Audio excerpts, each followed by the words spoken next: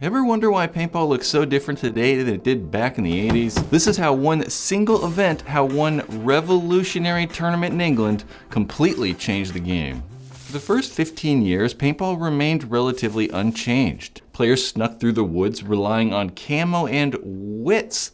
The excitement came from the suspense of really not knowing where your opponents might be hiding.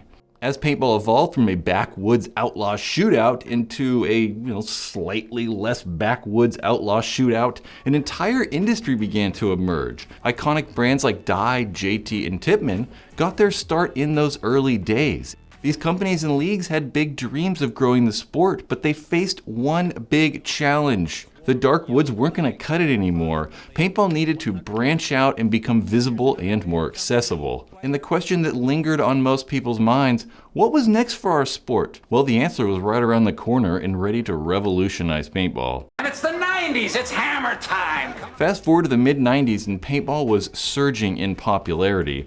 The first electronic guns like the Shocker and Angel were hitting the market. Their high-tech designs and high rates of fire were making waves. Players started swapping out their camo for bright, vibrant, eye-catching gear, and some of the very first speedball fields were emerging. In the 90s, extreme sports were exploding and paintball was ready for its moment in the spotlight. Then in England, during the summer of 1996, WDP, the makers of the Angel, took things to a whole new level at the perfectly named Hyperball World Championships. In this spectacular arena, we're going to see a whole new form of paintball. See, the players are coming out of the woods. They're coming out of all that camouflage gear and into uniforms to give the sport a new visuality. Out of convention and into the future. They didn't just look crazy though, their round shapes were much easier to play than the flatter bunkers that had been on some of the earlier speedball fields. The round bunkers in that arena style also made it much easier to capture good camera angles, which was going to be huge for promoting paintball on TV in the future. Players at the event also weren't allowed to wear camo. They were encouraged to wear bright colors, which added to the futuristic feel. Paintball went from military surplus to neon raver chic practically overnight. Instead of blending into the woods, they stood out against those black hyperball bunkers. The visual shift was both symbolic and practical, marking a new era for paintball. Hyperball's introduction couldn't have come at a better time. The sport was evolving, and it was the catalyst that was propelling paintball into the unknown. The standardized bunkers and easily replicated fields allowed for a more professional and spectator-friendly experience, while the consistent sizes and shapes of the hyperball bunkers made the game much more predictable, leveling the playing field and allowing newer athletic skills to shine through. Gone were the days of uneven terrain and unpredictable cover. Hyperball brought a new level of clarity and excitement. The shift towards hyperball was also a response to the rapidly changing technology in the sport. With guns firing faster and more consistently, players needed a field that could match the pace and intensity of the modern guns. And hyperball proved to be just that. The introduction of hyperball marked the beginning of a new era. Paintball was no longer just a game played in the shadows of the forest. We were becoming a vibrant and high-energy sport. Hyperball was more than just new bunkers, though. It was a culture clash. It was a battle between tradition and innovation.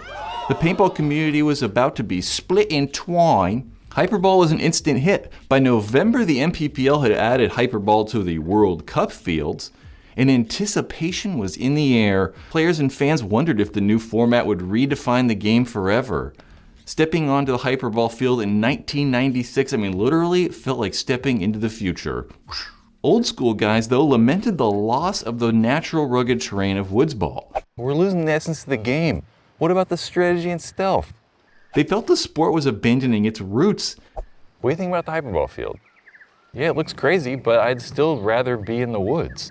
On the other hand, excited by the possibilities, younger players embraced the change with open arms. They were just excited about what this faster-paced, more visual appeal could bring. This was the future of paintball. The debate raged on, though, at local pro shops, paintball fields, magazines.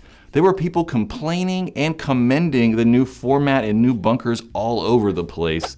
On the field, though, players had to adapt quickly. The new format in the Hyperball bunkers demanded new tactics, sharper skills, and more athleticism. Here's Malachevsky going 1-for-1 with Lacroix, an early tactical play from Image. Hyperball was pushing the boundaries of what paintball could be, challenging players to step up their game. But despite the controversies, Hyperball fields started popping up at local paintball fields everywhere, introducing people to a whole new way to play. The standardized nature of these fields made it much easier for players to practice and kind of hone their skills. That consistency helped elevate the level of competition and brought a whole new sense of professionalism to the sport. Paintball was getting so serious that Dave Youngblood's suit started to make sense. But one thing was certainly clear. Hyperball unleashed a force that couldn't be contained. The sport was evolving and there was no turning back. Despite its initial success though, Hyperball didn't dominate the tournament scene for long. Riding on Hyperball's breakthrough, Airball burst onto the scene at the 1997 7-Man World Cup in Toulouse, France, and Hyperball was quickly made yesterday's news. Hyperball had set the path for Airball to again revolutionize the sport.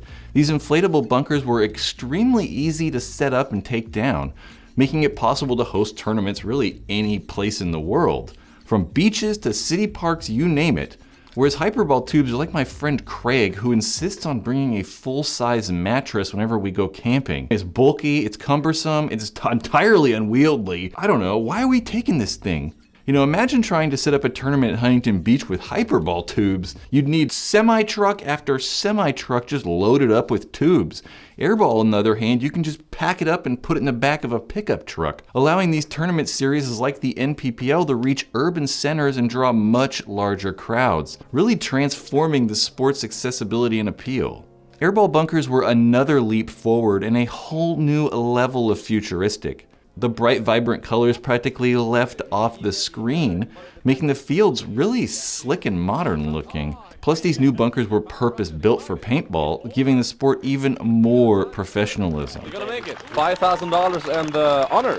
Yeah. For the Americans. I think Travis Lemansky, the back player, and Chris did this game. While Airball dominates the tournament scene today, Hyperball didn't vanish. It found a lasting place at many paintball fields worldwide. It did practically vanish from tournament scene, but over the past 10 years we've seen a resurgence in 10-man and thus Hyperball. Hyperball fields are durable, they're easy to customize, and relatively inexpensive compared to the inflatable bunkers that are requiring maintenance, so they're really great options for paintball fields. In many ways, a Hyperball field is going to outlast most of us. And let's not forget the nostalgia. I mean, many people, including myself, have really fond memories of those early Hyperball games. I mean, I grew up on those fields and I remember the thrill from going and playing Hyperball those first games. That really high pace, the adrenaline pumping, yeah, that's why I play paintball. Hyperball and Airball's impact on paintball went far beyond the field layouts. As Pete Robbo Robinson wrote in the September 1996 issue of PGI, the game of paintball has metamorphosed into a marketable product for the media, and has now allowed the label of extreme sport to be firmly attached. The sleek open designs of these Hyperball and Airball fields were tailor-made for these new high-end electronic guns that were getting so popular. This led to a faster, more intense game and ultimately gave birth to formats like X-Ball that the NXL are using today. Gone are the days of the slow, methodical woods ball games. Paintball is now a showcase of athleticism, speed, and aggression. And those ripples of the revolution can still be felt today. The standardization of those fields brought about by Hyperball made it much easier to host large-scale tournaments, paving the way for professional leagues and the growth of the sport in general. So where are we headed next? The possibilities are endless. You know, perhaps we'll have more technology integrated into the game. Maybe we'll have drone referees. Maybe entire new formats will be created. I mean, really only time's gonna tell.